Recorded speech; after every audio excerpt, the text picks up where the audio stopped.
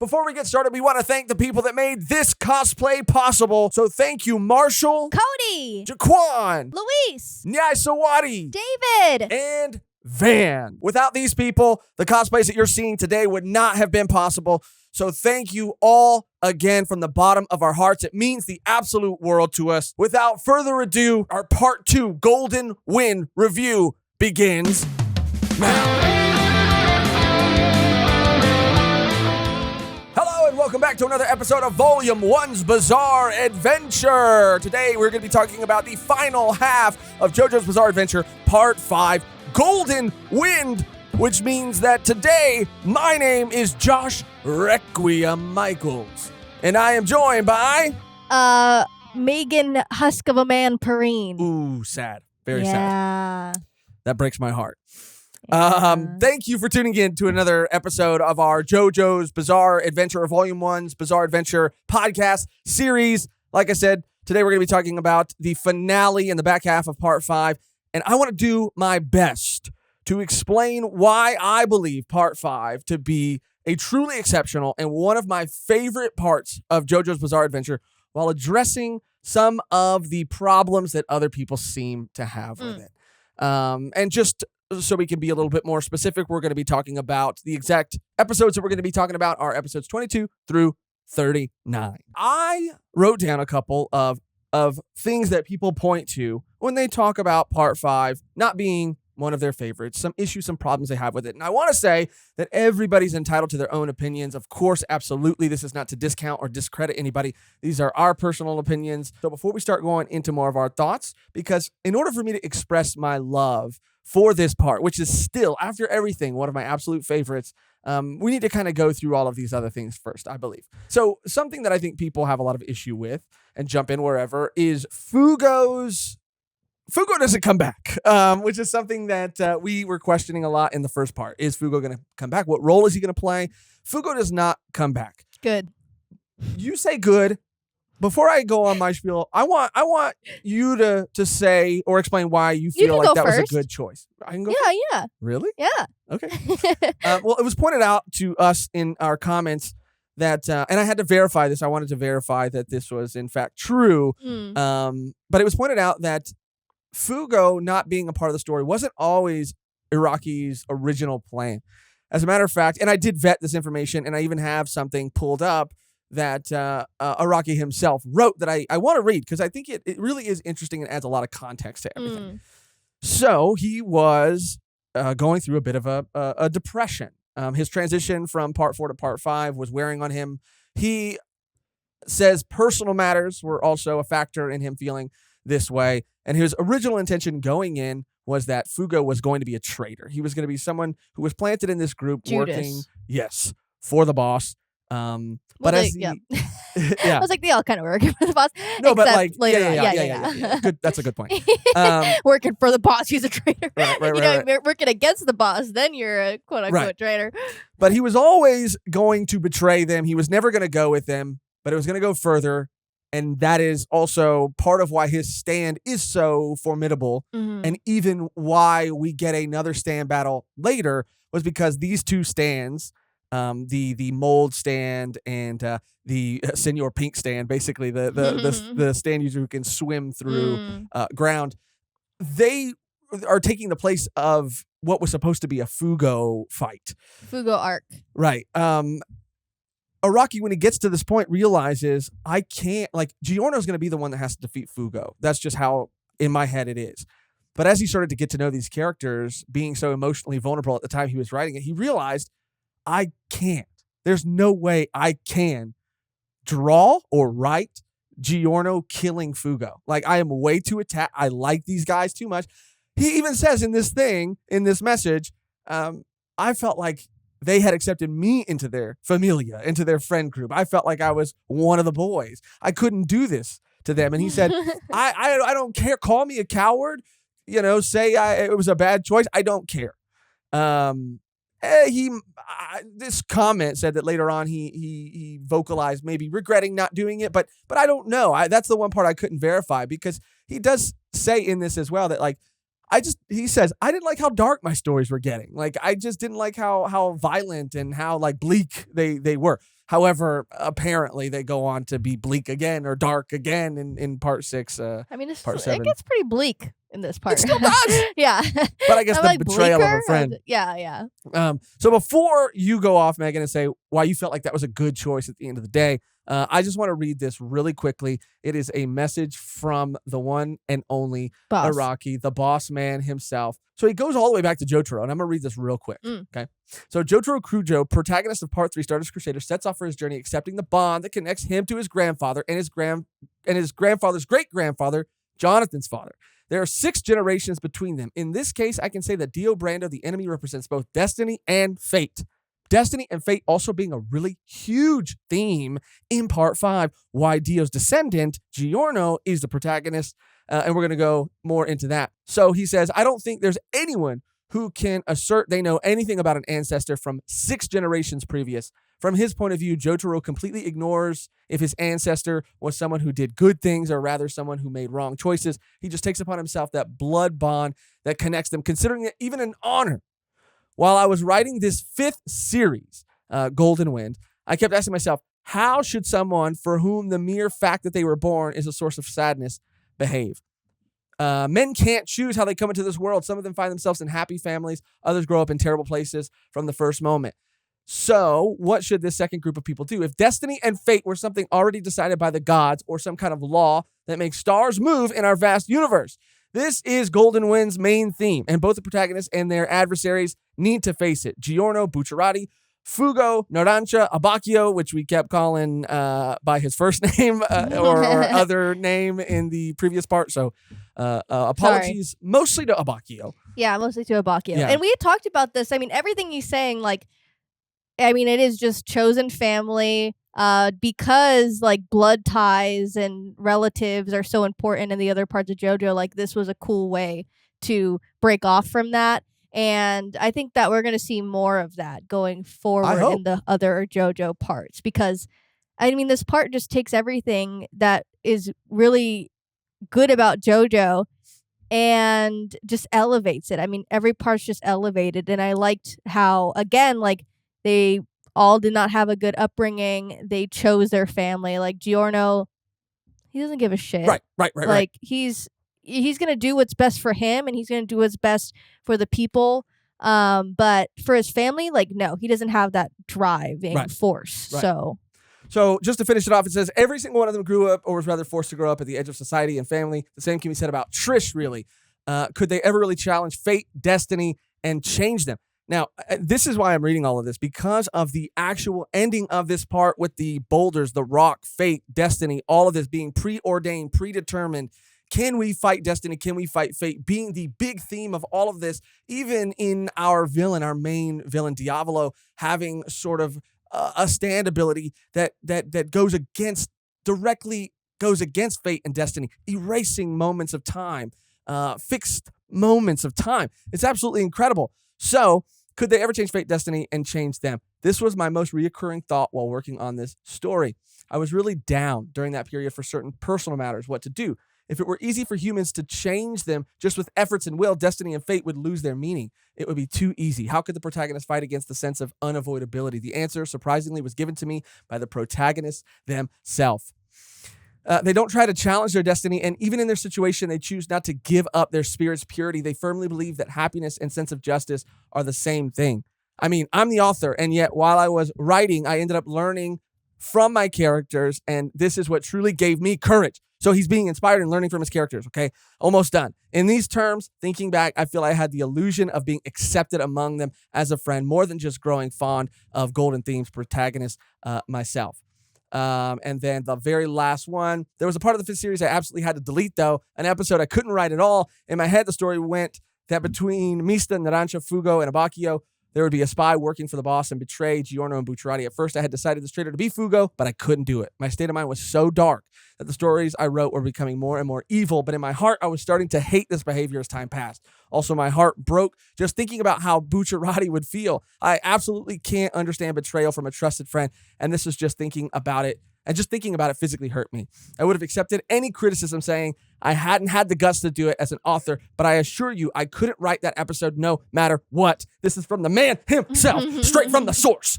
Okay? And this part healed this man. This part in a story how ironic about destiny and fate. Bucciarati, Mehgan, whoever you are, destiny and fate, that a character broke from Iraqi's predetermined destiny for them, right? And I just think that it's beautiful, given the themes and given where Iraqi was at this point in his life, that this story and these characters healed him. And this part is a byproduct and a result of all of that.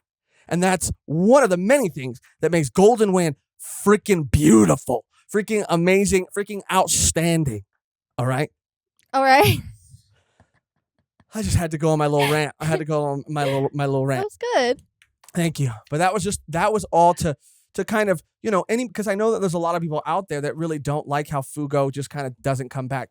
And even saying that his stand was too overpowered and the Iraqi forgot memes and all of that. But there was a really good reason. So thank you to that commenter who commented that for making me really want to look into it even more. But Mehgan, why did you feel, just as an audience member, what was your gut reaction like? I like that he didn't come back. It was just realistic. Like, you lose friends all the time, depending on your choices. And I think that he was like, I'm not down for this. And it wasn't a thing where, like, he came back to fight them again, or he came back to be on the other team's side. Like, he chose his side, and he just stayed with it. Like, he wasn't looking for fights. He wasn't trying to be this, like, hero. And I really like that about his character. Mm-hmm.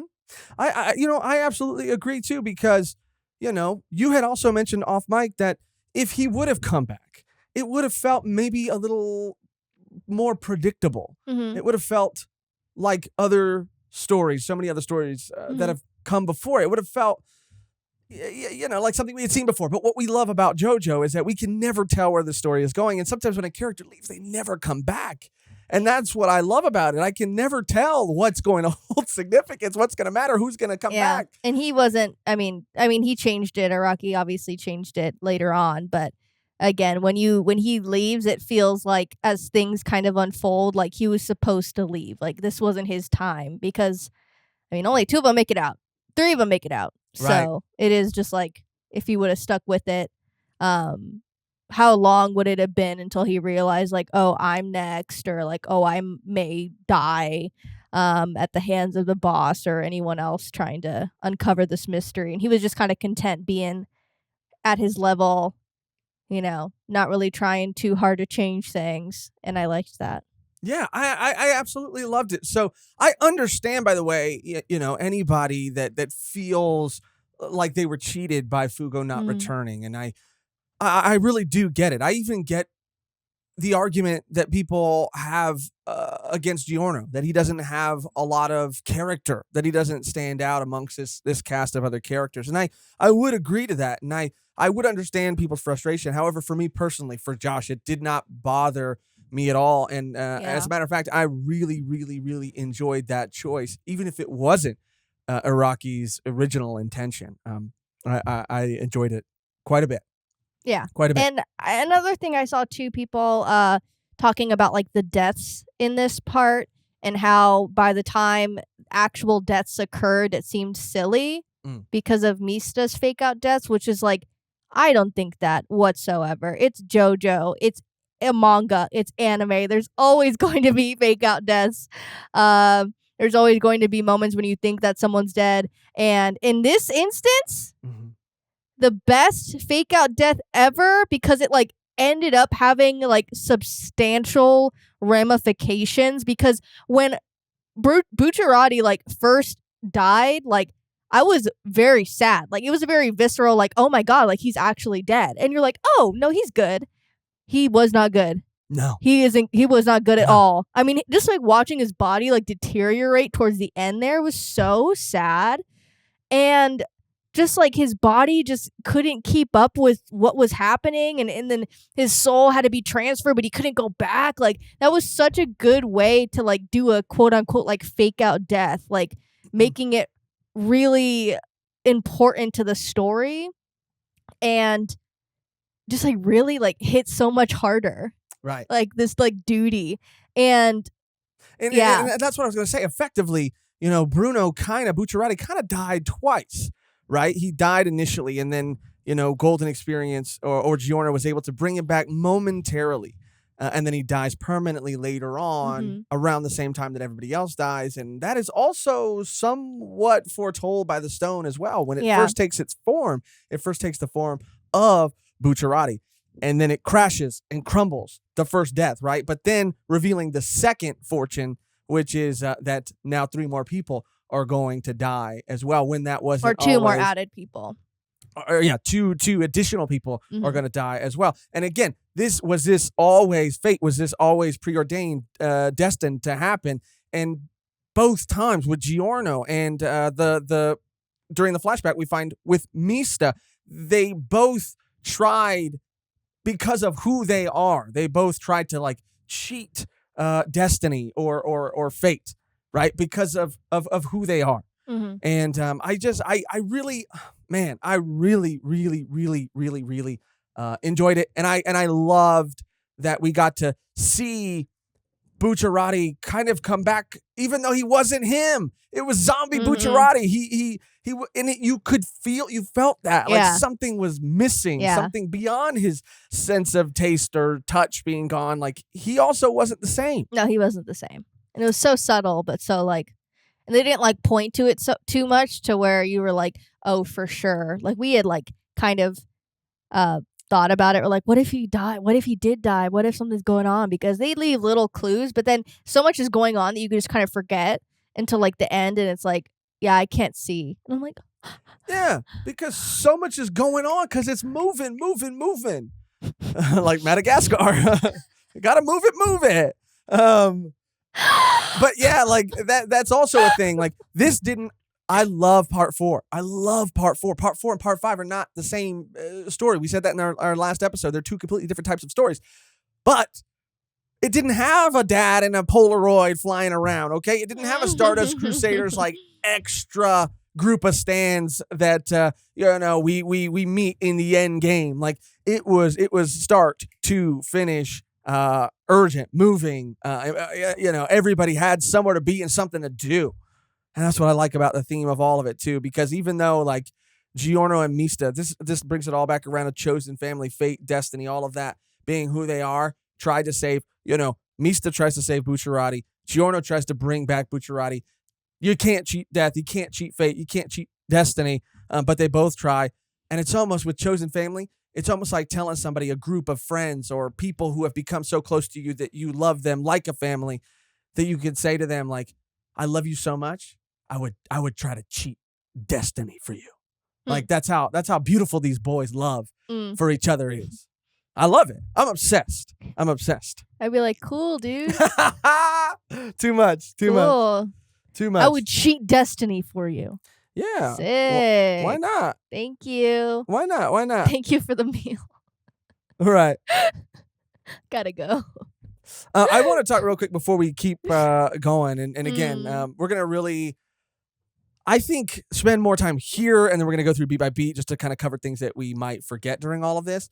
But, I mean, because we still haven't talked about the return of Polnareff and the ending and sort of Iraqi's decision to kind of go against traditional storytelling structure to tell this story's end. But right now, I think I want to talk a little bit about, now that we know more about King Crimson, I believe is his name, and Diavolo or Doppio. How did you feel about him as a villain, especially compared to someone like Kira that we had in part 4? I feel like we got more time with Kira, and not as much time with like Doppio and the whole Diablo situation, but I didn't really necessarily mind. I thought it was super entertaining, just Doppio in general. Like, yeah, like Doppio as a character was so fun and funny, and like just also so what's the word? It's like threatening, like. Just like his whole deal. And King Crimson's like one of the scariest things. I hate that thing. I hate the stand. I hate its face. It's so nasty. Everything about it. I just, the nose, it's nasty.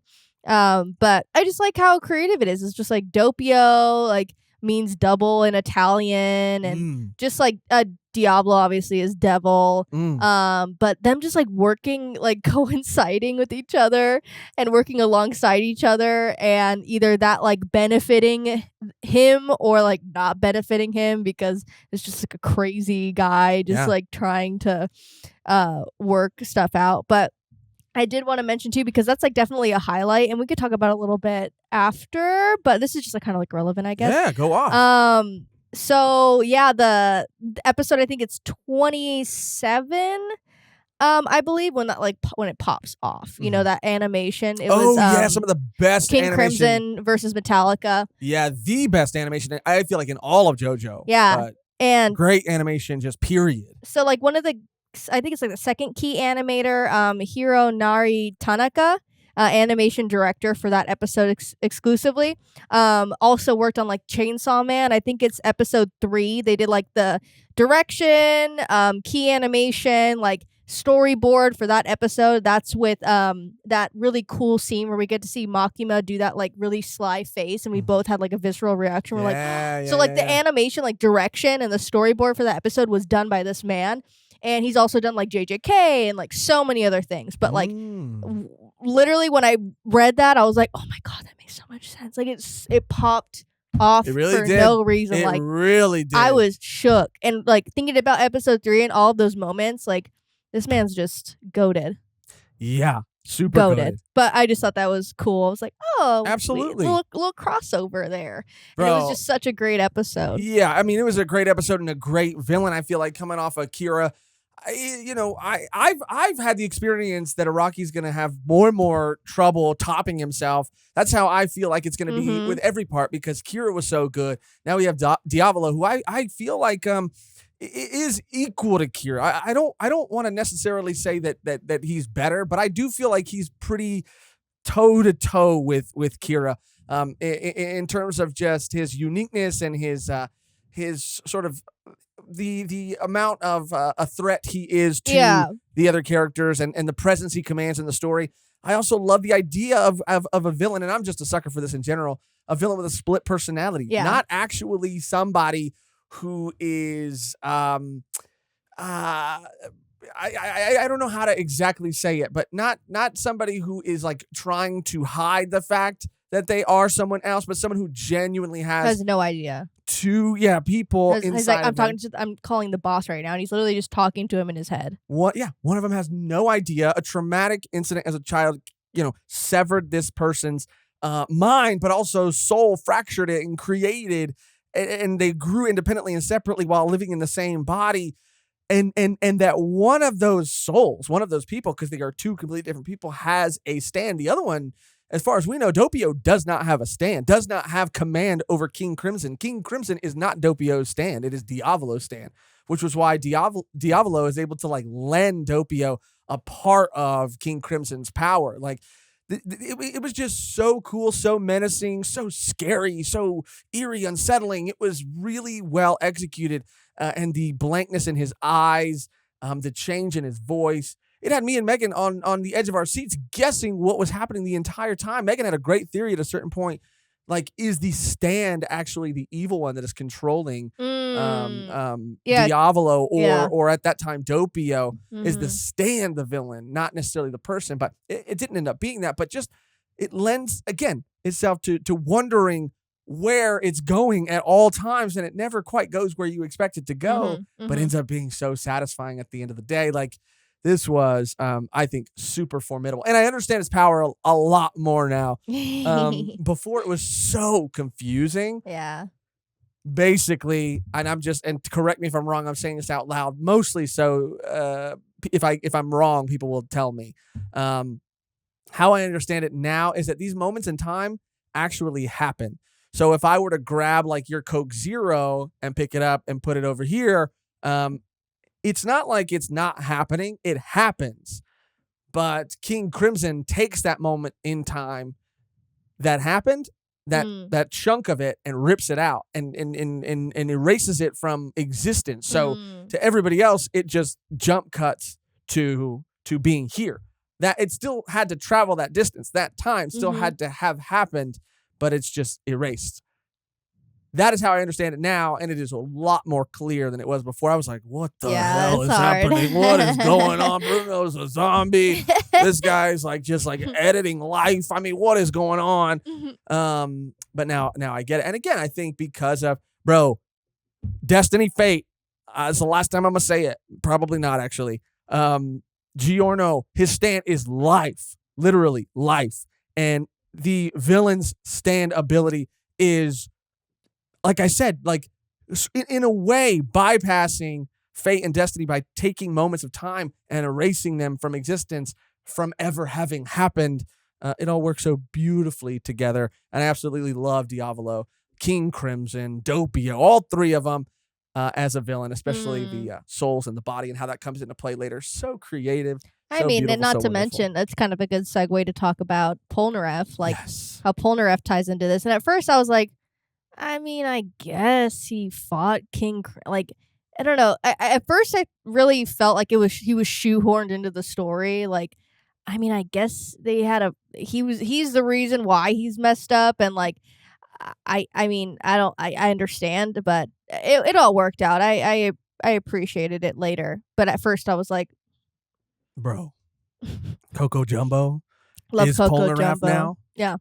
Polnareff is Coco Jumbo. I They're never would have. inside of each other. His specter, his ghost, his spirit, his essence, his energy, his form, his astral form. His hair. His hair. It was just, it was crazy. It's the greatest thing of all time. It's like, I'm Polnareff, the guy. And they're like, what the fuck? Yeah. Bro, I would have in a billion years never guessed that is something that ever could have happened. How relevant this turtle was going to become. Yeah, they had that shit the whole time. Yeah, he had it in his back pocket the whole freaking time, dude. That was absolutely insane. And as a Polnareff stan, as someone who loves Polnareff, and Polnareff was, outside of Jotaro, my favorite character of part 3, I absolutely loved every moment he was on screen, seeing him back with important information, and this whole Silver Chariot Requiem moment and getting lore on the arrows and where they came from. Like, it was so, I love that he was the one to deliver all of that he was the one that had found all of these things out. I love that he was in a turtle. I love this little ghost was popping out of the turtle at the end, walking around, talking. I loved it. So where was Coco Jumbo then? His soul's gone. His soul's in I hell. know, damn. What the fuck? Everyone got switched out. I feel my wig is slipping off my head a little bit. Is it? It's just going to fall. It's going to look like I have a receding hairline, but we're just going to go with it. Yeah, it's kind of falling. It's all good. Just a little bit. Do you want me to pull it? No. All that matters is the beginning of the episode, the thumbnail. We're good. But yeah, I liked it, and I liked how he did put up kind of a fight against Diavolo, but it was very much short-lived, and like he killed him pretty much. And it was just crazy. Like, we're like waiting for Polnareff. He finally shows up. The characters don't even get to see him or meet him in his like human form. Sick. He's taken out like almost immediately. Love it. Yeah, I absolutely loved it. The flashback, the lore, like I said, and we finally get some answers. I don't know how important this is going to be going forward. I know that, again, by part 5, I really feel like, Iraqi started to, I said this before, I believe too, said he started to figure out how to write Jojo around part 6, and I feel like I understand how to watch it around part 5 and 6 as well. So I don't know how relevant. I don't really expect maybe a lot of these things to be super relevant going forward. Maybe more things will be sprinkled throughout. I could be wrong. I'd love to be wrong. But I'm happy and fine enjoying the story either way. I was so happy that we finally got more information on these arrows, that they come from a comet that fell from space.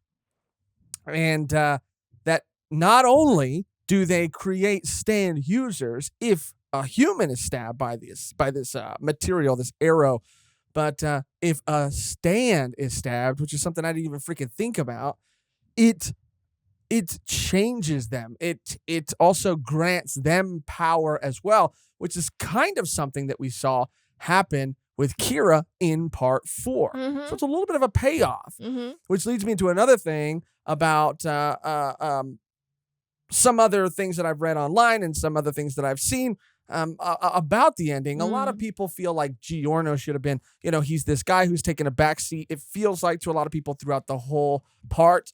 And then it's the finale. It's his time to shine.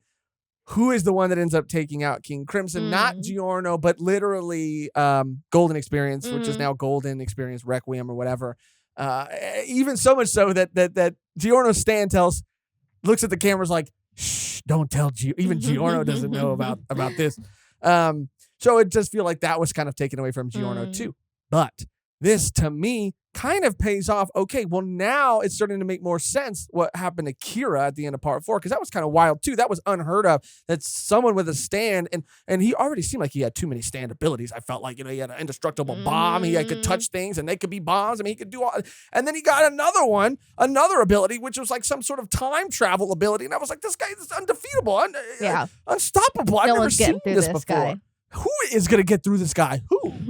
But now I feel like it's kind of been explained, because we have this answer that this is from somewhere else, and there is a designer. Polnareff says there's somebody. He's like, I feel like I'm starting to understand what this person had in mind when they created these things or this thing, and who it came from, where it came from. Jojo in space, maybe one day now seems more possible. Maybe.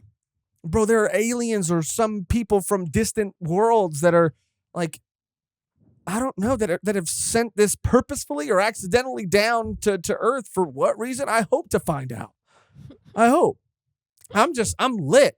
And bro, for real. And Silver Chariot Requiem too. Like every stand when stabbed with an arrow, just like every human when stabbed with an arrow, manifests a different stand ability. Not every human. Some die. Some die. Most die. Yeah. Some perish. Not everyone. That's a good point. The old man died, yeah. Right.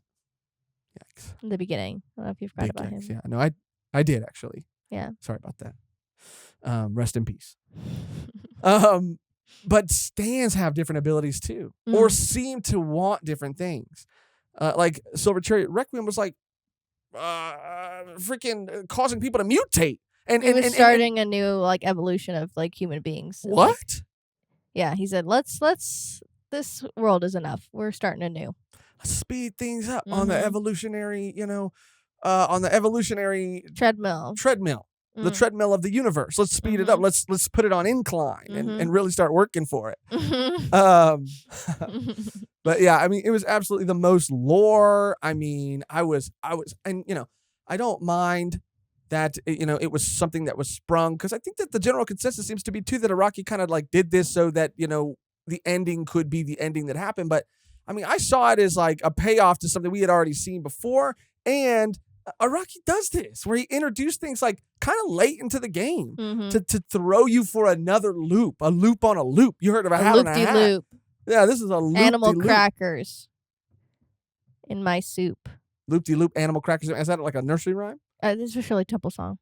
Oh. It's like animal crackers in you're right. my soup.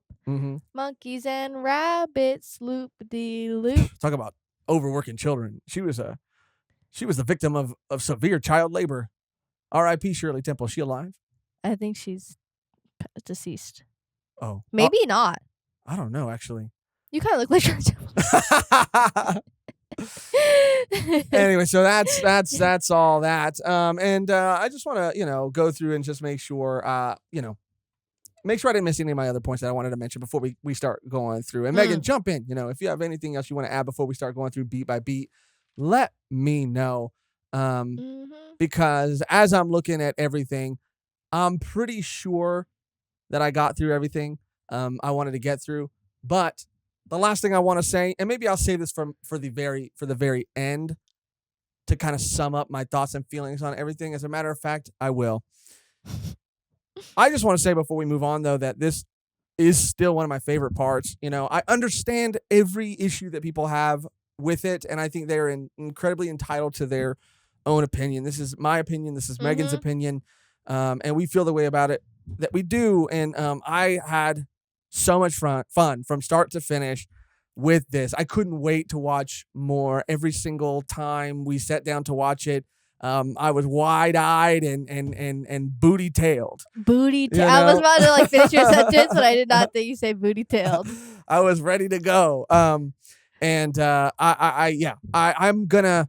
It's gonna be so hard looking back, and having to, and I want to just for fun, really, to compile a list and see kind of where everything falls. Because right now it's like Golden Wind at the top, Diamond is Unbreakable right underneath it. I mean, Stardust down Crusaders. to everything. Like, I was listening to the OST getting ready today, and I was like, this shit slaps. And the setting is so beautiful. And the OPs, the EDs, of course, are always phenomenal. But, some songs just hit different. And I really, really enjoyed it. And I just felt like, we were watching a family. We were watching brothers come together to for a greater good for the people, no matter what their past experiences were. And yeah, it was really sad to see them torn apart too, and all the sacrifices they had to make. So many deaths too, and we haven't even talked about that. That's why we're gonna go through beat by beat and talk about. Bye. Bucciarati. We're gonna go through beat by beat. Zip it. Okay, Dr. Evil. We're going to go through beat by beat and talk about all of these moments because there were so many other moments. Don't look at me like that. You know what you did. Dr. Evil. Because there's so many things we still haven't talked about yet. Man, like Abakio's death too, Naranja's death. Like, oh my God. I always think it's Naranja.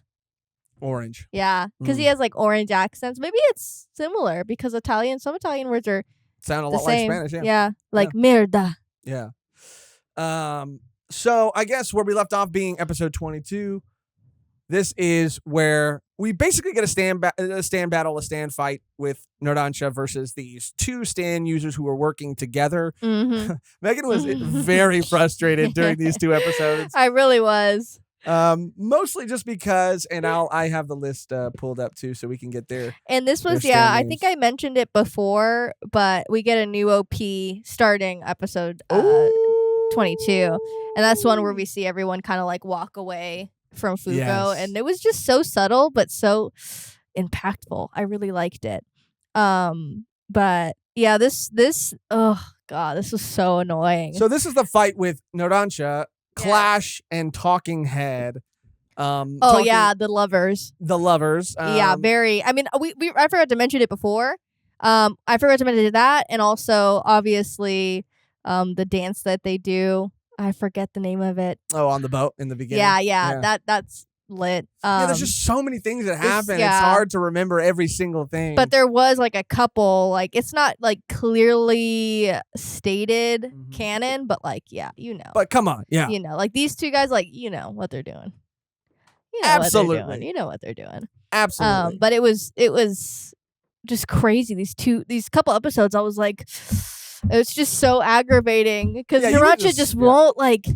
He can't, Mehgan. I kept trying to tell you that. He won't snap out of it. He can't. I know he can't, but he needs to use his brain. Okay. Whoa. Hey. He's doing his best. I mean, it is frustrating to watch, but that's what I like about it so much was because this was completely out of his control. He was being controlled by Talking Head to tell everybody the opposite of what was actually happening, which I feel like we were supposed to be. Get a pen. No, I mean I think that was stated that as something that couldn't happen, or maybe I'm getting that confused with. Maybe you just want to combat me right now. No, because they really definitely did say that with Kira and his ability. They said they were Rocky was really covering his ass like you can't even write it down. But I don't know if they said that in this. I don't know. With this stand. Either way, it is frustrating. I feel like we're supposed to be frustrated. It was a fun fight. Giorno sacrifices kind of himself again. Does a really, really, really cool move, where he basically creates another tongue for Naranja at a certain point. They go off. He tracks him down. That was crazy with Aerosmith. It was a really cool fight. I really did like it, but looking back on everything, was it one of my favorites? No. No. But it was cool.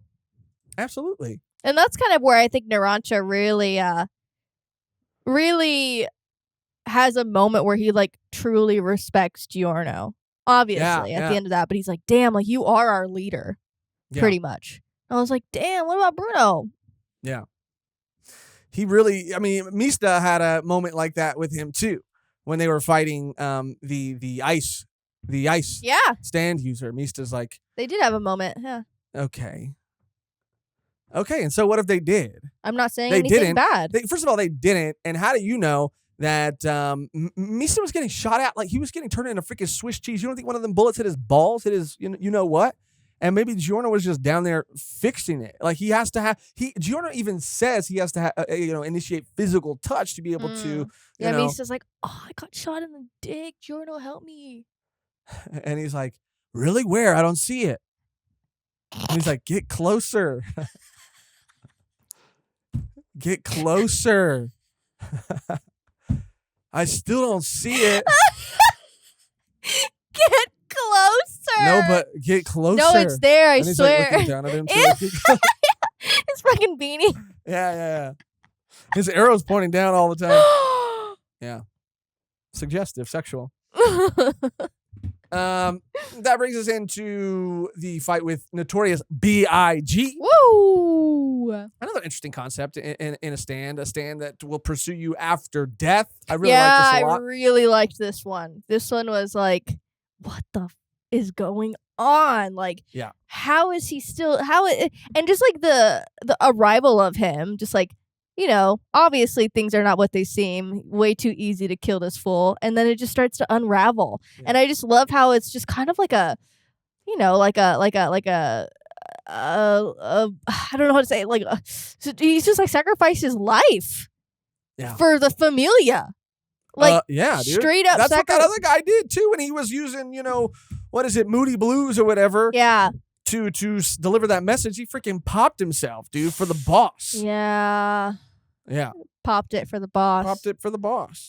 But yeah, I love this fight, and this is where you want someone like a Jotaro to be there because nobody was there that was a part of the team during the Stardust Crusader era where they vowed to not get on planes. At a certain point, oh yeah, for sure, they were like, I swear to God, if you ask us to get on one more flying anything, I'm gonna punch you so hard in the face. We're not doing it. I'm gonna pop you. Mm-hmm. We're taking camels. Before we take cars. But Giorno's like, nope, I think we're all good. You should have learned your lesson. You're never good, especially fucking however many feet planes go at the sky. Yeah.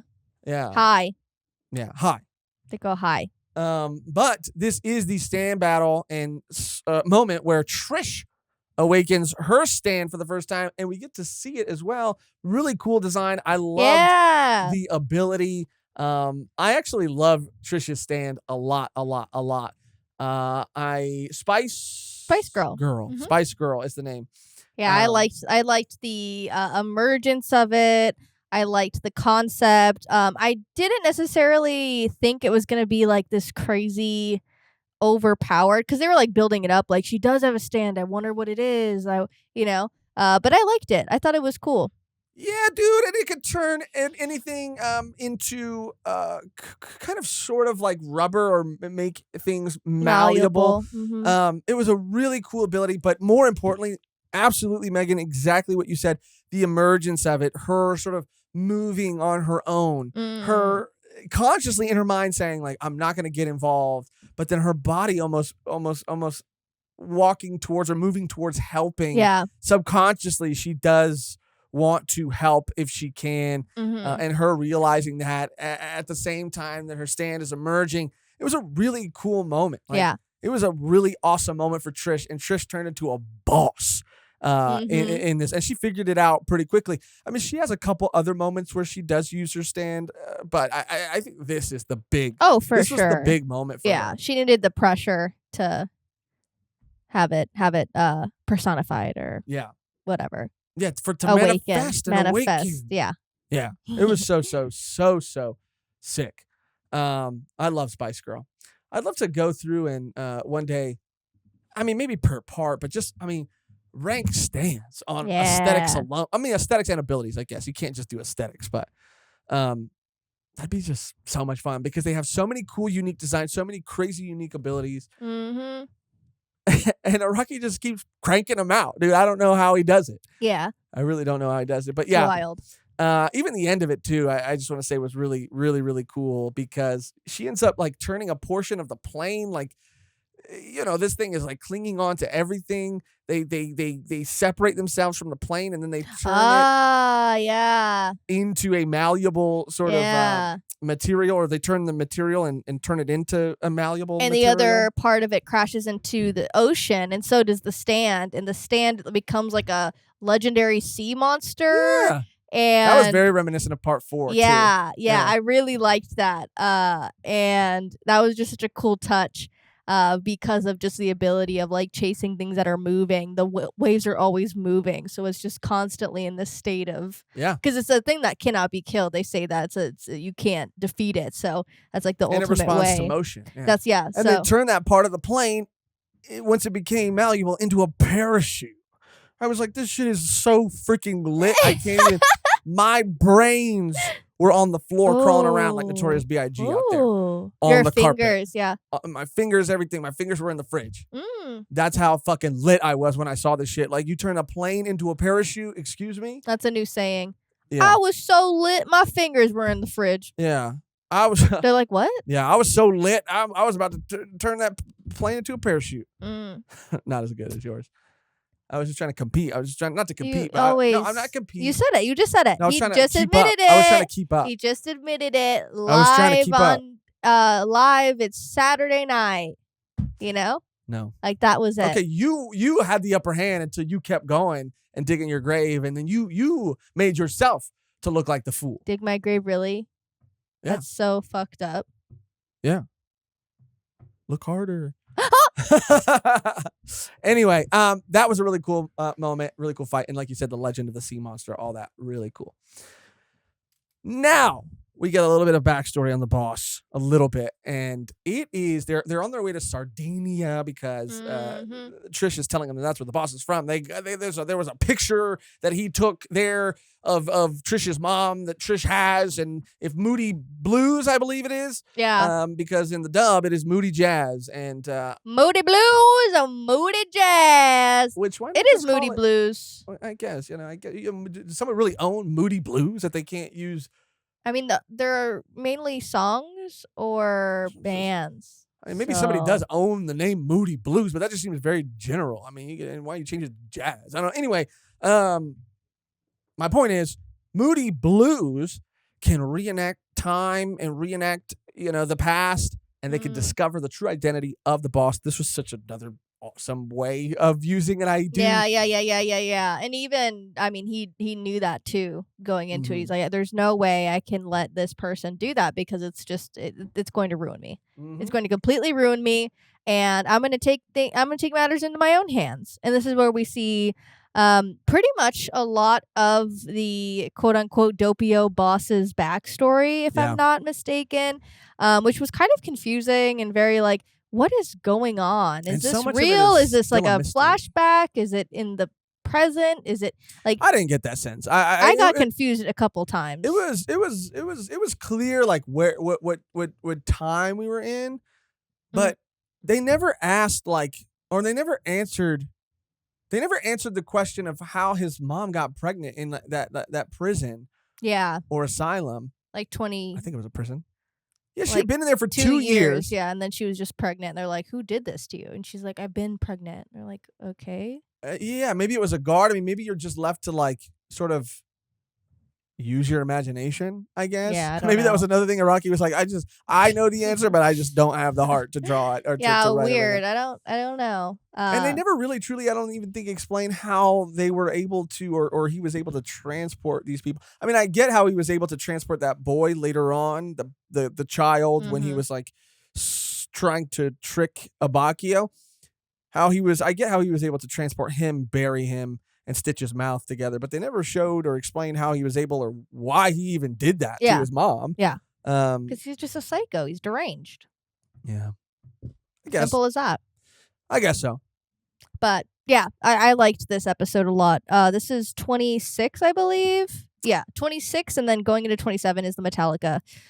These 2 episodes were really, really, really on the edge of your seat. Yup. Like, what is Yup. going to happen? What is going to happen? And yeah, then we obviously it's like 26, 27, 28. That fight with Metallica versus King Crimson, one of my favorite stand battles. Highlight of the whole season. Like, this went off not only for the animation but just the back and forth between both of them, the back and forth between like Doppio and him and Diavolo Risotto. and him. Yeah, Risotto, like such a cool ass character too, like so sick.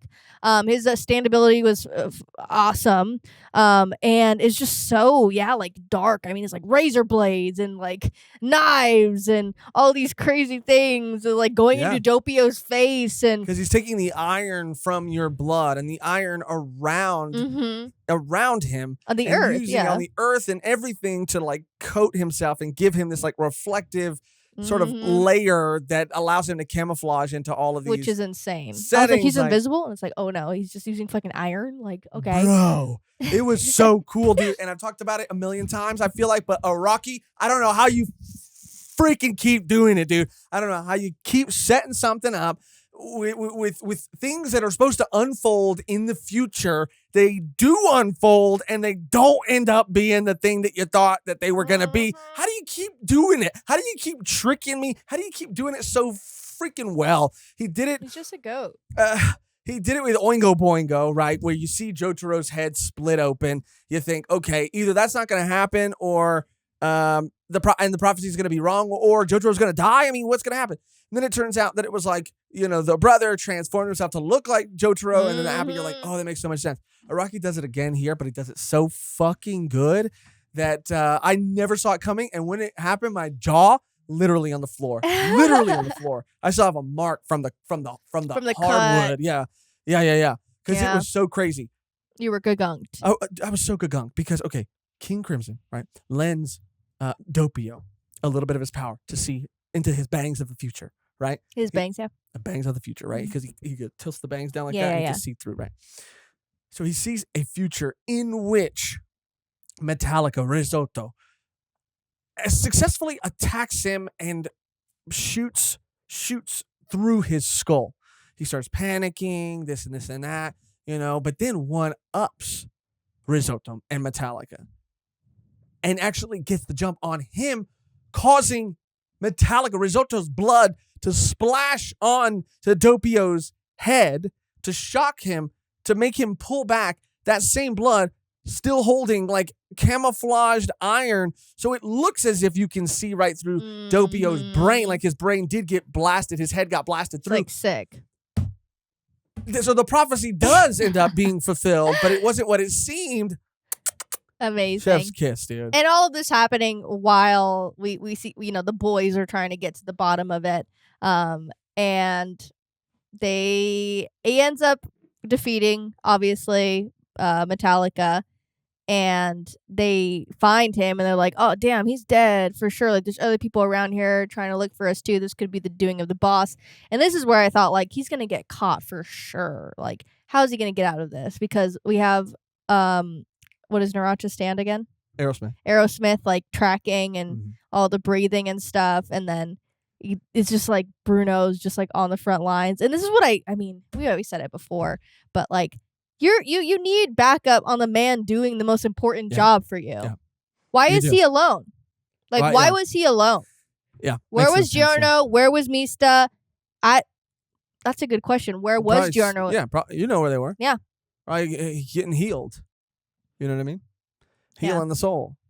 And yeah, that face crack too of just like knowing one of the kids is Doppio and just be like, no, get out, don't go. And I wasn't sure if it was for real or was it if he was actually gonna die. And then the whole like heaven sequence when he's like, you got on the bus, you're here forever. I was like, last stop. I was beautiful. Like, no. That was so absolutely well executed, incredible. I was emotionally invested. I was shattered. That was one of the deaths that got me probably the most. Just because of Narancia's reaction to it as well, screaming. Everybody was so heartbroken. I know. Bucciarati turning away even the husk of a man he is with the dulled senses and sense of feelings that he has, maybe just physical, but definitely not emotional, because he's trying to contain himself and biting his lips so hard that blood starts to pour down his cheek or his chin. It was so well done, and really broke my heart. And then to see that Abakio was able in its last moments, that Moody Blues was able to leave an imprint of the boss's face and what it found. That was lit. Awesome. That was lit. I was like, they got him. The flashback to his partner. Yeah. I know. This Abakio. part is so good. He's like, I gotta get back. I gotta get back to my gang. I need to help them. He's like, no, you did. You've done enough. Like, you did, yeah. Yeah, you did. And he's just like, the classic Jojo death sky shot.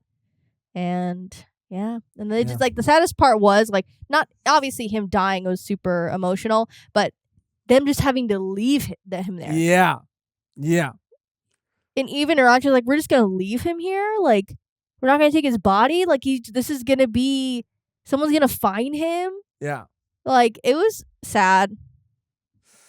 It was so sad. And this whole string of episodes was like, I mean, to the Risotto Metallica, Diavolo, Doppio fight, to the all of this that's going on, to the Abakio death. Like, this chunk of episodes was like so fucking peak, dude. It was so good. It was so good. Because we're finding out more about the boss, discovering the split personality, discovering, all of these, everybody is so close. His identity is being exposed. Like, and the animation was going off. The fight was so creative and good. I mean, even the iron being pulled from Doppio Diavolo, causing him to look like he wasn't breathing as much, to Aerosmith's radar, the science of it, the thought that went into it. Absolutely incredible string of episodes. Like, had me gagunked, had me floored the entire time. Yeah. Yeah. It was a ride. Just can't say that enough. So now they have it, right? They have the face. They're running it through the database. They can't find anything, but someone intercepts or hacks into their computer a familiar voice saying that they know everything that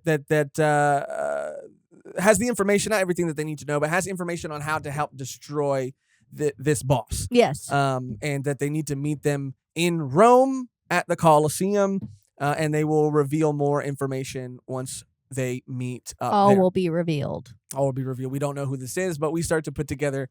Eventually, we're like, could it? It is. It's freaking Polnareff, but we don't know that yet.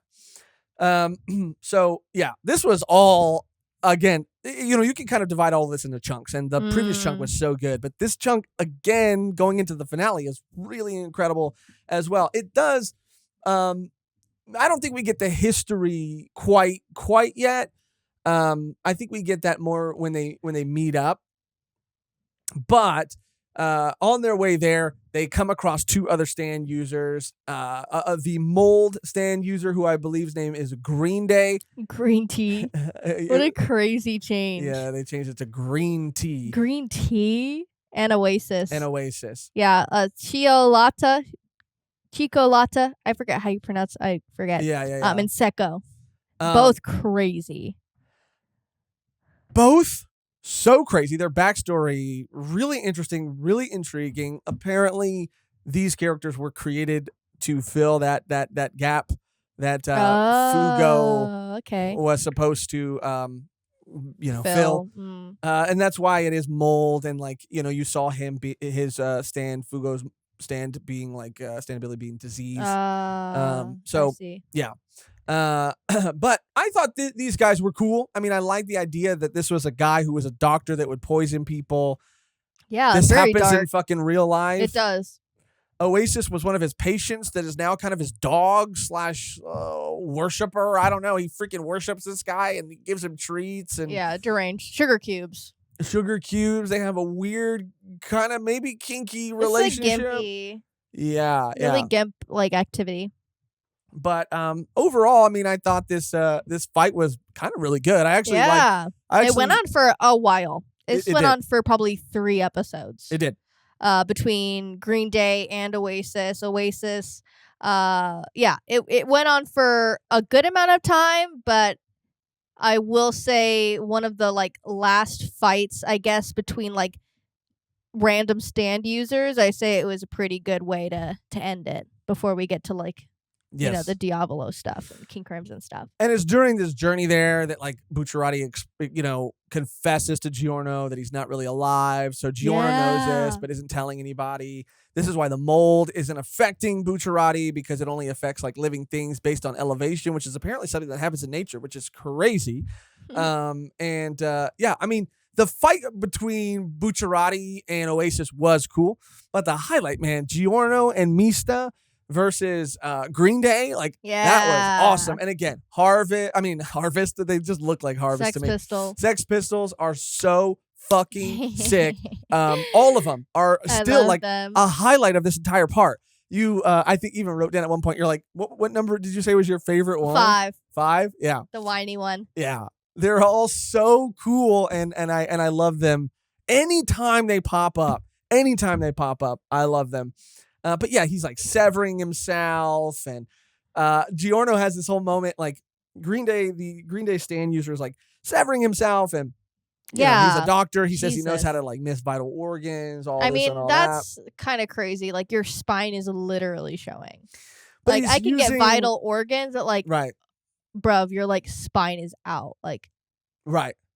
But like he's you're swimming with your spine, like you know what I mean? Like what's going on? He's like also sealing off parts of his body with the mold. I don't know. But he was like one of the worst guys. Everyone else was kind of like a gangster, but this guy was like a murderer, monster. Yeah, used his practice just to kill people. Like this guy was one of the worst for sure. Yeah. For sure. This duo, for sure. And it was cool, too, to see, Giorno in that speech that he gives him, but it's just to stall for time so that this beetle can come to full adulthood, I guess, in this man's head and explode. I mean, this was a real cool Giorno's theme moment, and I did like it a lot. And he also leaves Oasis or Secco, I believe is his name, like a couple messages that come into play later on his phone. This was funny. But the fight between them is really cool, and at a certain point, Bucciarati gets the upper hand on him because he number one isn't alive and takes advantage of his dulled senses, senses of hearing and stuff to like explode a car tire underground that disorients Oasis and causes him to sort of like come up everywhere and start getting run over by cars, and it was fun. It was fun, but again, like not my absolute favorite. They both end up in a garbage truck, and taken away. But it's really here that like Doppio comes across Bucciarati, and like plays the shit out of him. But it's kind of like figuring it out. Yeah. I liked that. And Bucciarati, since his vision is now like almost completely gone, his hearing is almost completely gone. He's just kind of going off of like energy, and since Diavolo is Trish's father, he has a similar energy to her, so he thinks that it's Trish. And goes so far as to take Diavolo, the boss, to the Coliseum to meet Polnareff. Polnareff ain't no fucking rookie though. Sees this shit coming a mile away, like, hey, what's going on here? I don't know who that is. I said to come by yourself for right now. Yeah, I'm gonna need you to turn around. I'm gonna need you to show your stand. I'm gonna need you to. He's really playing him, and then that's when it just goes to shit for Polnareff. Yeah, that's when Polnareff really gets got. But that's when we get the flashback to Polnareff having come across him before, the arrows, more information about the arrows. Still not what they do or what he's learned that they do, but just more so like, how they have kind of come to be spread across the world the way that they are. It seems like Diavolo is going to be getting the upper hand on Polnareff, but at the last minute, Polnareff uses an arrow to stab Silver Chariot, and all freaking hell breaks loose. For real. The state of the world.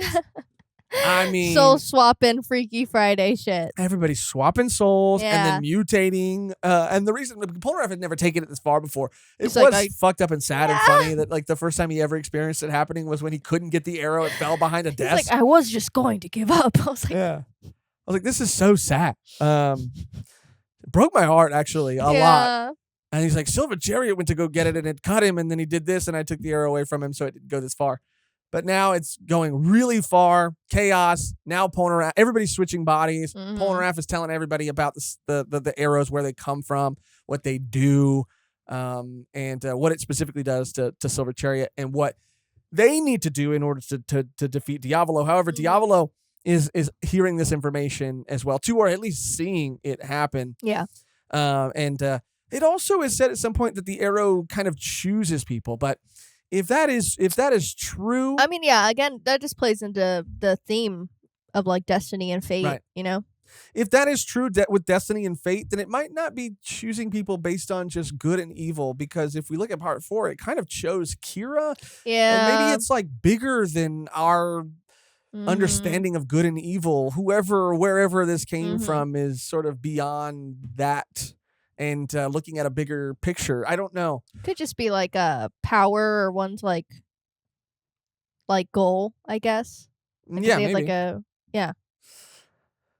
This is where things get really confusing, really all over the place. But again, I really enjoyed it. Everybody's body swapped. Everything it's pure chaos. Everybody's going to find or going to follow Silver Chariot. Nobody's sure who's in Bucciarati's soul, who's Bucciarati's like face down, ass up. Yeah, face down, ass up. They come to realize that because the boss has 2 souls, it would stand to reason then that one soul would be in one body and another soul would be in a different body. So he's now kind of split up. Yes. So Doppio's soul is in Bucciarati, but Diavolo's soul is in someone else. And since it was in 2 souls were in one body, it's also in a body with another soul, a soul of someone who they're with. But it's in all this confusion and chaos that we lose Narancha. Sad. Which was also fucking sad. Like, so sad. So sudden, I think is what made it so sad. Yeah. It reminded me of like a scene from American Horror Story. Yeah, I mean, it was I think horrifying. you remember it. I do. Yeah. Very iconic because it was also sudden. Yeah. Wonder if there's some crossover. They stole it from Iraqi. No, maybe. But yeah, it was sad, and just how Giorno couldn't save him, and just saying like no one's there, like nothing's there, like he's already gone.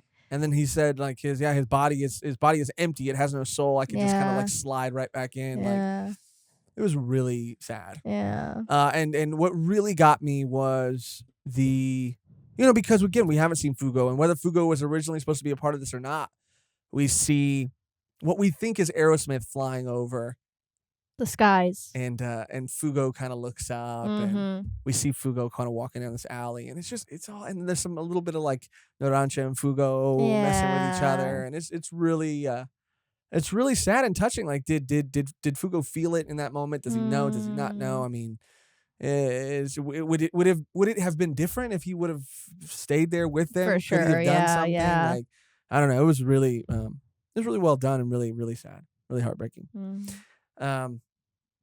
Now again, they're moving on. They're chasing Silver Chariot. Now they know that King Crimson is on their tail. Yeah. After it's him. it's in. They just don't know who he's in yet. And then that's when we get to see. That's when we get to see Coco Jumbo. We get to see Polnareff and Coco Jumbo. Yes. This was right when it happens, and it's just like, what? Yeah, I was like, what? Huh? I was like, he's gonna switch back though. Yeah, right? yeah. No, he's like, no, my body's dead. He's like, no, I have no body to go back to. I'm a turtle. And they're now. like, wow, there is a body up here. Yeah, they're like, he's not lying. He's like, I'm a turtle now. So now, I mean, they're just carrying around Polnareff, who's a turtle. And I can't express to you how much I absolutely love it. How absolutely obsessed I am with all of it. Like, it's absolutely incredible. So funny. But yeah, so one soul is in somebody else. Who could it be in? There's this game back and forth. Giorno having to touch somebody to sense if there's 1 or 2 souls in there. Misa's getting real. I mean, Misa's in Trisha's body. Right. And that's like a fun little back and forth that they have. And getting real defensive for like no reason. And he's like, oh, okay, I need to touch you. And he's like, don't touch me, fool. Like, I'll shoot you. And it's just like, bro, this needs to happen. Defensive. Like, this needs to happen. And it ends up being in Mista Trish's body. Mista Trish.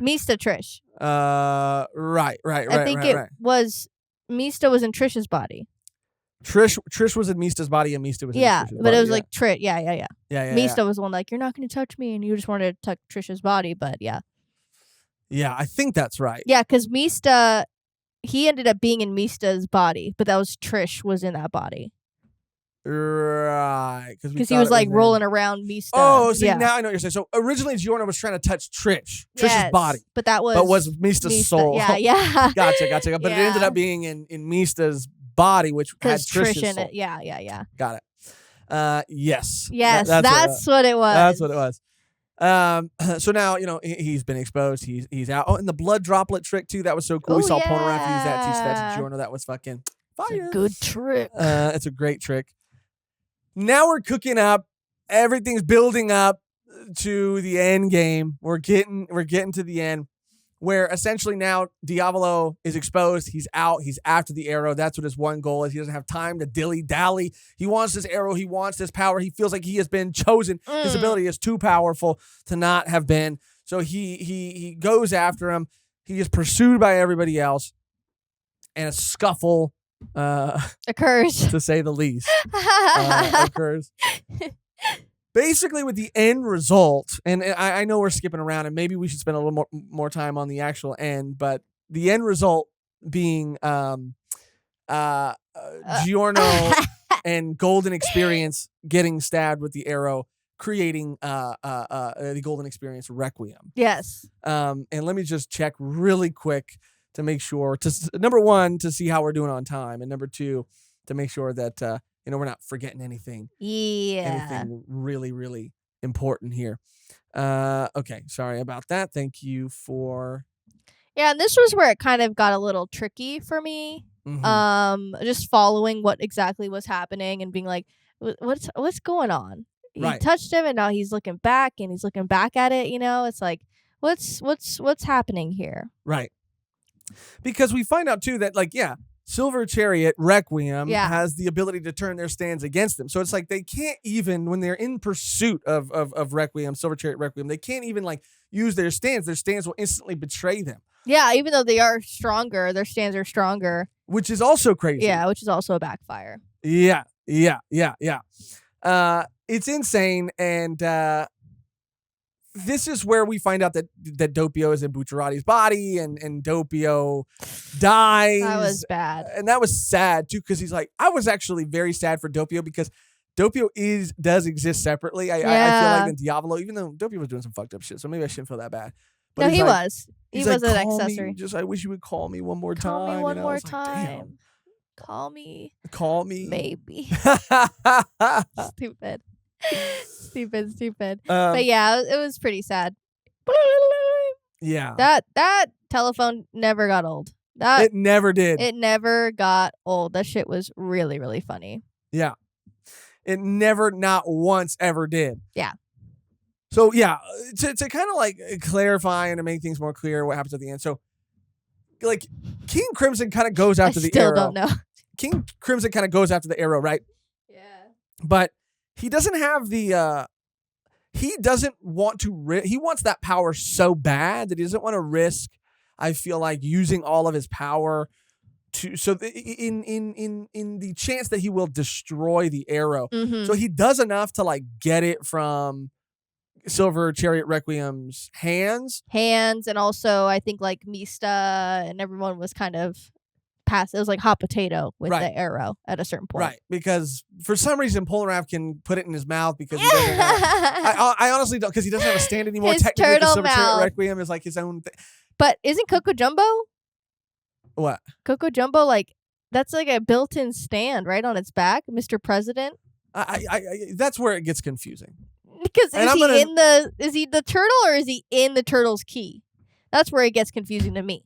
Because he's in the turtle's key. Is he in the turtle? Well, later we see him kind of come out of the key. As Casper moment. Really Casper moment. Really, it's silly and goofy, but I loved it. And I'm like, are you in? I don't want to unpack it. I can't. Because it's just what would we have to base it on? There's no We're just asking questions to each other. What happened? So he doesn't have he doesn't want to. King Crimson doesn't want to fully destroy it. So but he's able to get it out of his hand.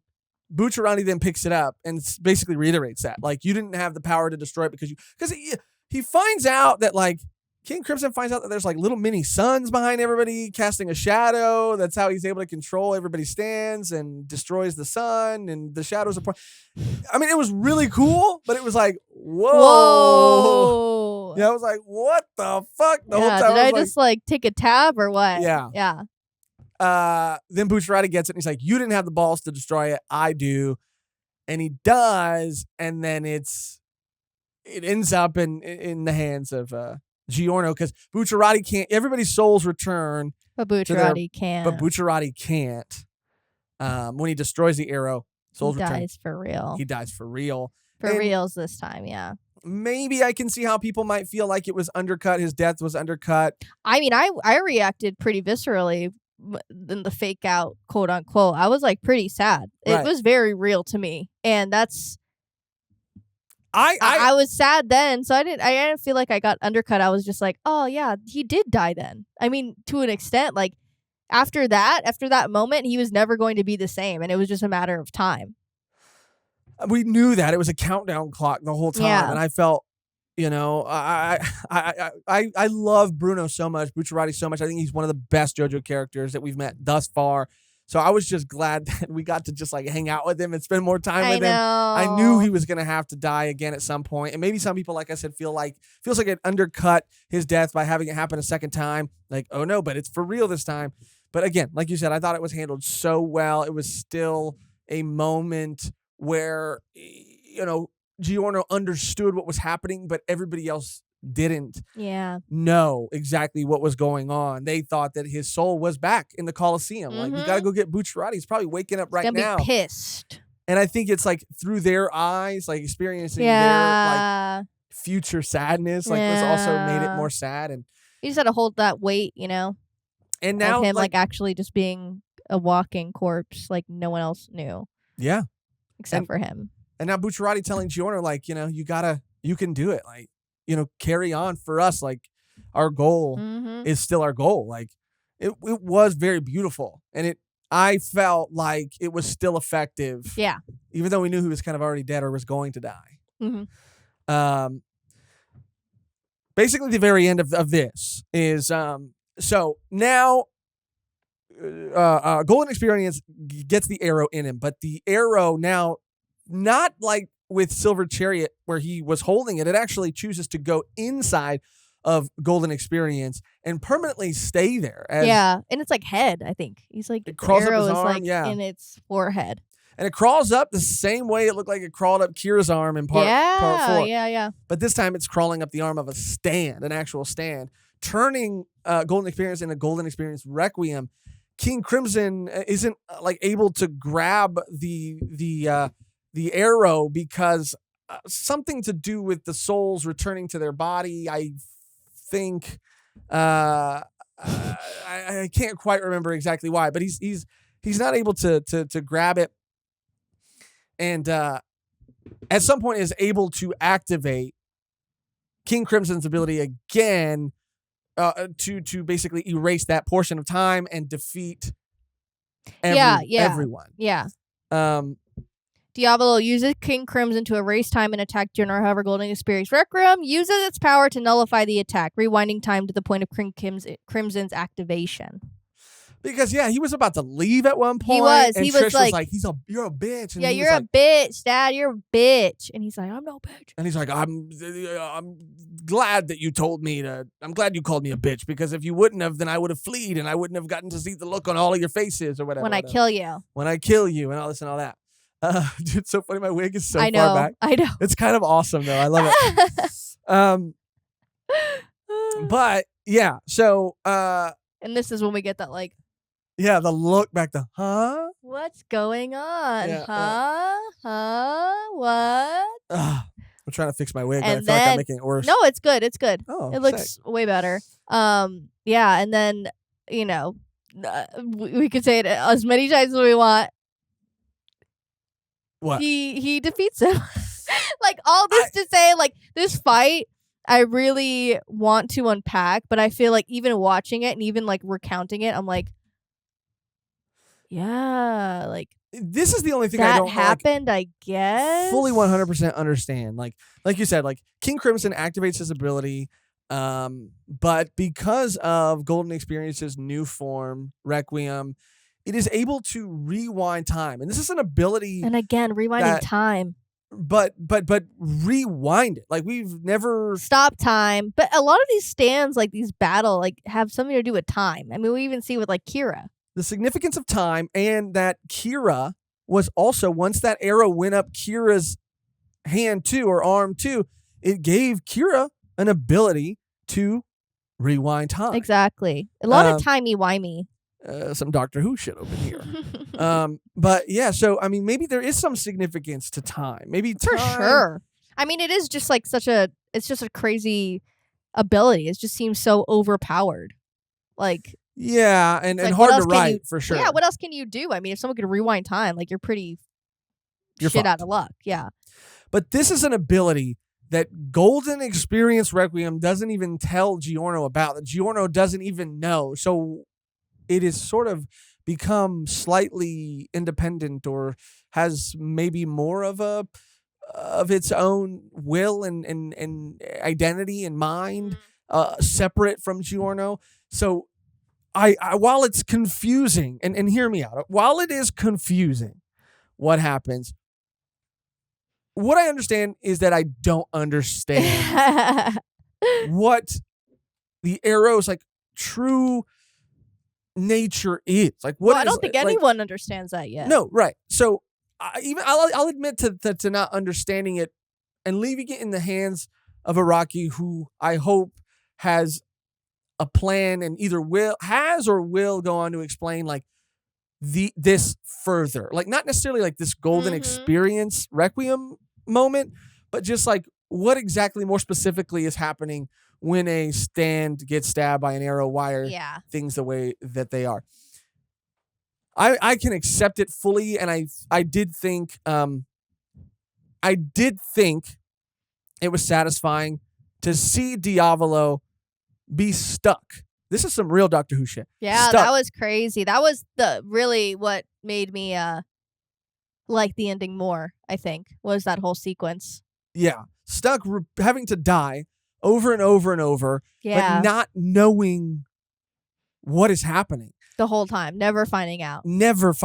Forever. Yeah. Like, that is, and actually, I think that is something that might have happened in the Doctor Who episode, but it's a cruel punishment that he completely deserves, and it is satisfying. And again, I'm trying to really articulate why it doesn't bother me that it happened the way it happened, and I think it's just because I felt like there was, even though there's a lot of information that I don't fully understand, there was new information that was presented that excites me, and potential directions that were revealed as potential possibilities that I'm very, very eager to see like more of. Yeah, and to come back. That's why I'm so okay with it, because it's like, oh wow, that's really interesting. It's like thought invoking, and to see what's to come. I mean, like every part, I just feel like what's going to happen next? Yeah. How is this going to elevate this series even more? Like every part, we just get new just story elements and lore on this thing. Like, came from space. Like, what? Yeah. Like, it is just so crazy. Yeah, it's absolutely insane. Then Araki does something at the very, very end where he kind of undercuts again and goes back and goes against traditional storytelling, like formulas, where Giorno basically says like, he's gone, trust me, that was kind of funny. He's like, I have a feeling he's gone. He's not gonna be a problem anymore. Don't worry about it. And they're like, okay. Sure. And then there's this flashback that me and Mehgan were both so confused as to why it was happening, what the point of it was. And it goes all the way back to Leaky Eye Luca, and right when they got the call, right before Bucciarati was supposed to meet Giorno or handle Giorno or whatever. And it's a story about a stand user with a rock that predicts future events, or predicts and shows someone like their death and how they will die. Yes. And sort of foretells that. And Bucciarati and Mista's journey to confront this stand user.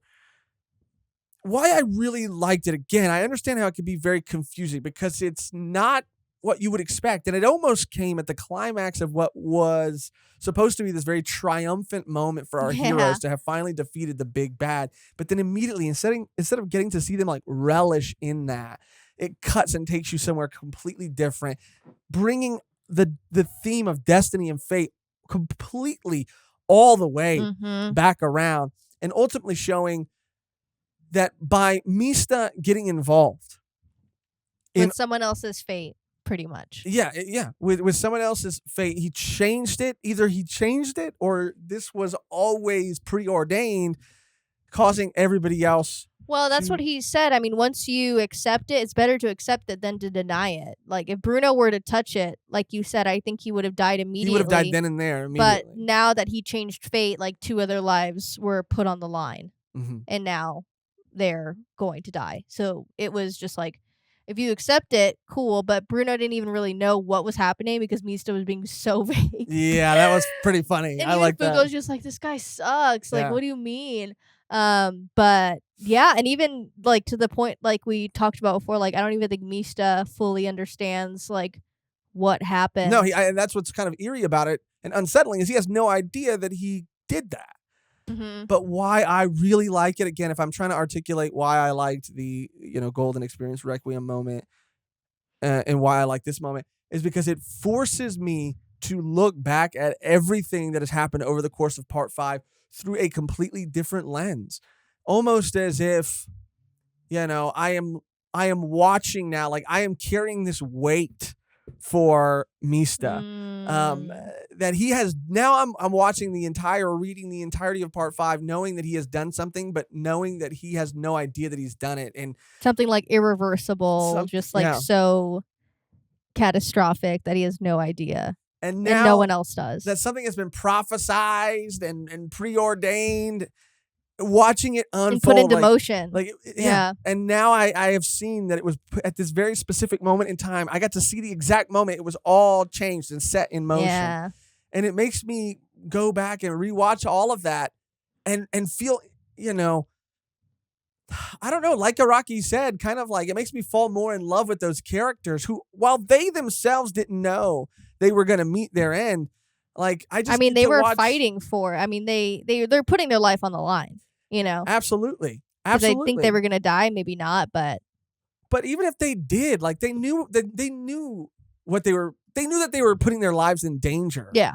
And I'm getting to see them do everything that they did, like despite their destiny, like unaware of it. Because even if they were aware of it, would it have mattered? Like, do they really care? Like, I mean, it really did make me change the way I looked at the entire part. And maybe that's just me. Maybe I'm either looking too into it or over explaining it or grasping at straws. But for me, ultimately what it comes down to is I enjoyed the way that it made me feel. I enjoyed the thoughts, like you said, that it made me think. And then it just sort of ends with we finally get this amazing thing that I love anytime it happens, where parts of the OP or ED OP are revealed to be like part of the series. Yeah, to the future. Yeah. And Giorno's finally the big boss now, and we get a little table full of little altars for everyone, like Abacchio's wine. And Bruno's one of his zippers, and I forget what they're called. I think they're like morning glories, maybe not actually. I forget what they're called, but it's like a white flower that he put him in Narancia when he died, and I was like, oh.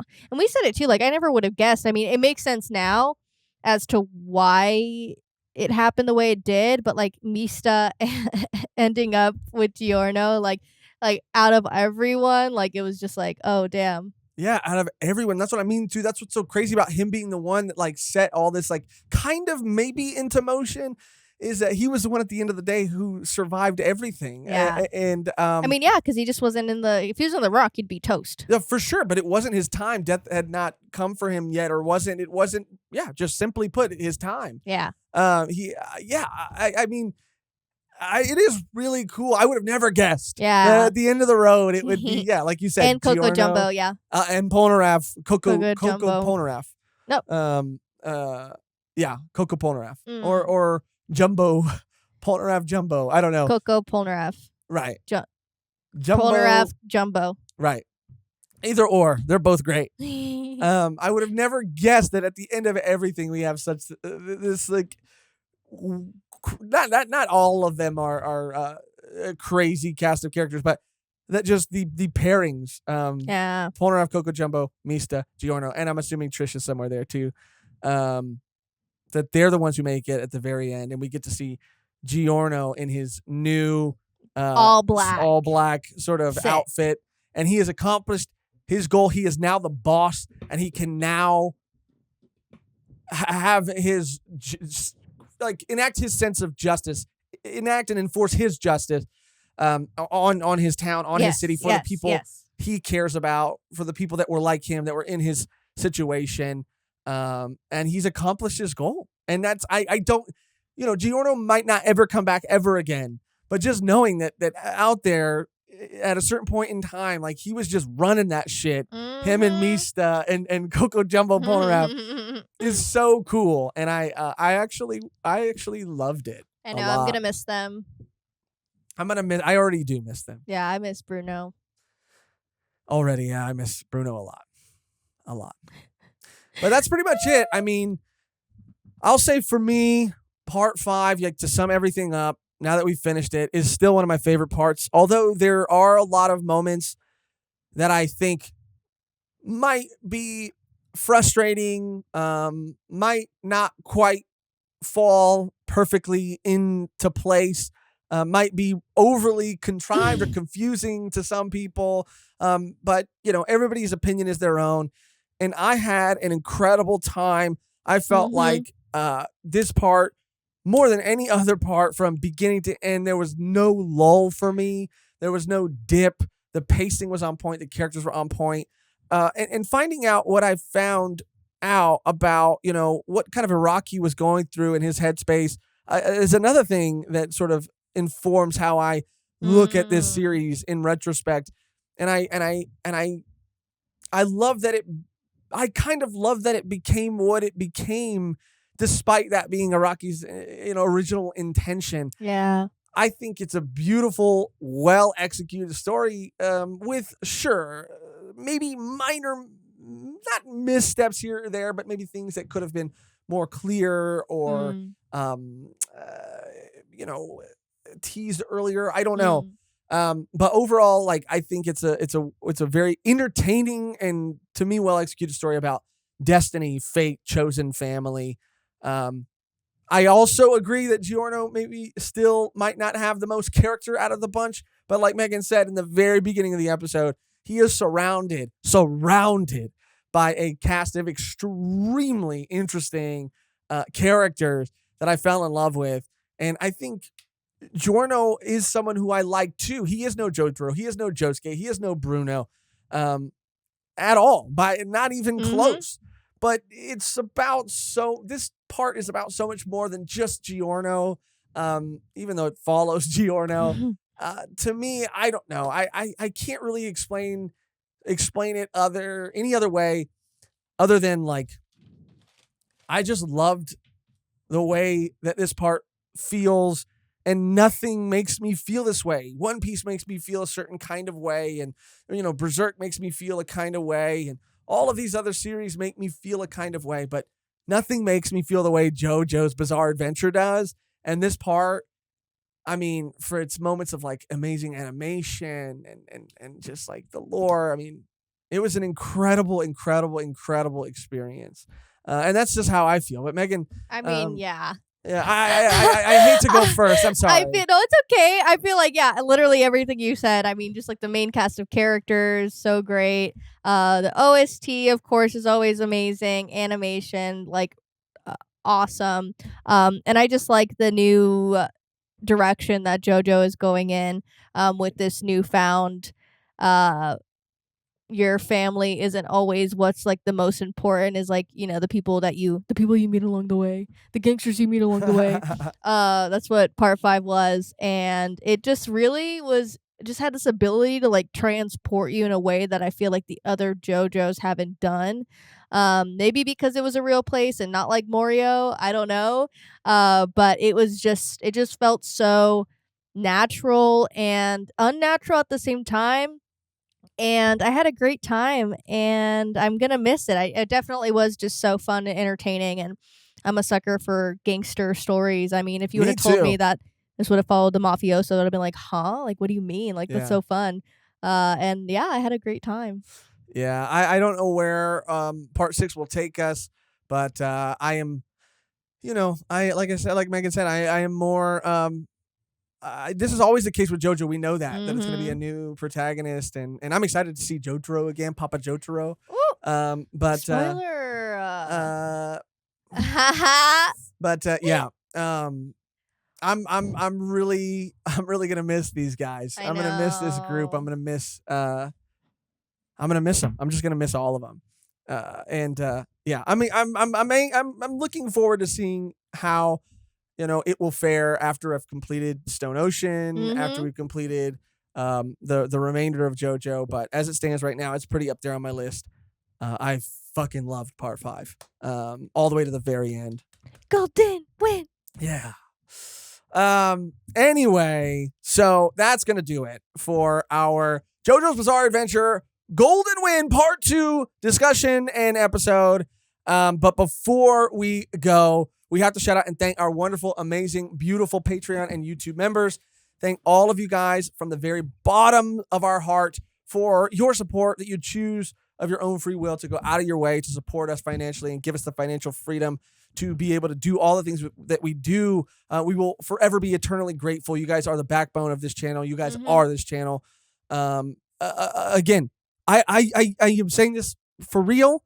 Without you, this wouldn't be what it is. And that remains true. Like, and the more we grow, the more we are able to do, but we've only been able to do what we've done so far because of you guys. Like, Mhm. you guys are changing two people's lives and are helping create the show that you see today. I mean, you, our Patreon and YouTube members, like, it's just a fact. So thank you guys so much. Thank you, thank you, thank you Thank you. from the bottom of both of our hearts. And we shouted out everybody else at the beginning of the video, but just again right here really quickly, thank all of you guys too who donated, went above and beyond to donate.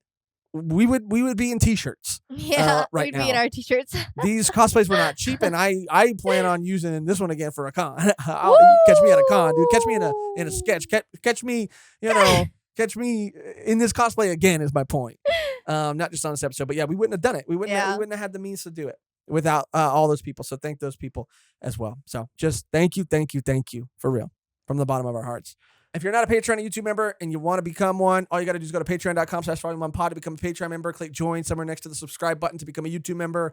Early access, uncut, unedited reactions. We're currently going to begin, and I think even this will come out for everybody on Monday. So the following Tuesday, the very next day, you will get our first reaction episode to Neon Genesis, episodes 1 and 2. We're gonna keep going through the entire season, the entire 26 episode season. And if you're a Patreon and YouTube member, you get unedited, unblurred, uncut versions of all of those reactions. Like I said, early access to everything else that we do, and access to our exclusive bonus Patreon podcast Volume 1 Extra. All of those things right now are available on our lowest tier, based on what you're able to give if you can. So again, if you would like to, patreon.com/volume1pod to become a Patreon member, and clicking join somewhere next to the subscribe button on this video to become a YouTube member. But if you're not in a place or at a point right now currently where you can or even want to financially support, that is totally fine. Never feel like you have to, never feel pressured to, never feel bad that you can't, because there are so many other things that you can do in so many other ways you can show your support for absolutely free that Mehgan will tell you all about right now. Yes, there's so many things you can do to help us for absolutely free. You can comment, like, or even subscribe if you haven't subscribed yet to the channel. Social media as well. We have Twitter, Discord, and Instagram if you want to follow us there. And leave a review if you're listening to this on I think Apple or anywhere else you can leave. I don't know. Yeah, it's how only many some places you can, but if you can, Yeah. if you can, do That'd be 'Cause great. That'd be very helpful. because it helps us a lot, and those are all things you can do for absolutely free. Absolutely. And links to all of those social media and Discord and all that stuff. I don't know if Mehgan said it. In the description down below.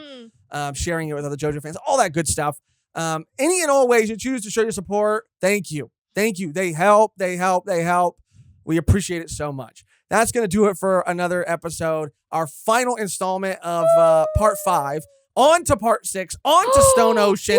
Let's freaking go, which is the last part that has an anime adaptation. I know. I wonder when they'll adapt Steel Ball Run. They're probably working on it. Really? Yeah, I'm you sure. think so? I'm Because sure. Stone Ocean came out, like last year? It came out, last year. Yeah, last year. Yeah, 2021. They're Or 2022. Yeah, they're probably 2022 for sure is when it ended. Yeah. They're probably working on it. Who knows when it'll actually come out? That'd be lit. I mean, we're gonna read it, of and course. then we're gonna for sure watch it again Yeah. when it comes out. But this is the last season that we're gonna get to watch. Yeah. So we're gonna savor it. We're gonna soak it all in. And I know Mhm. some people have said we should watch it and read it, so we might bounce back and forth a little bit here and there. But we're very excited. On to the next. JoJo keeps getting better and better and better. Thank you guys for being part of the ride, part of the journey. The only thing left to do now is to get out of here on our outro. That's always the same and never changes, which today, Mehgan, is Arrivederci. love it. You freaking nailed it, dude. Thank you for watching. Thank you for listening. Thank you for any and all ways that you choose to show your support. And until next time, Arrivederci. Okay, copyright. Oh, yeah. It's too good. It's too good. Yeah, that's have you seen the acapella version? Oh, God. Oh, my God. You're going to blow out. You're going to blow people's